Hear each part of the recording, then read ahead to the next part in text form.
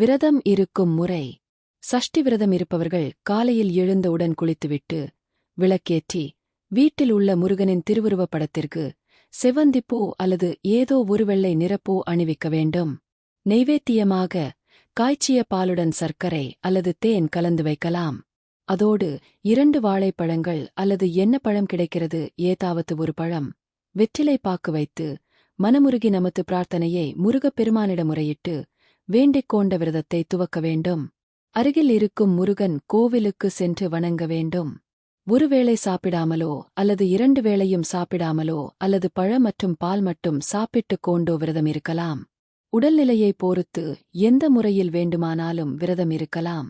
மாலையில் வீட்டில் சட்கோண கோலம் அமைத்து அதில் 6 அகல் விளக்குகளில் தீபம் ஏற்ற வேண்டும். 6ம் நெய்தீபமாக ஏற்றலாம் அல்லது ஒரு தீபமாவது நெய்தீபம் ஏற்ற வேண்டும்.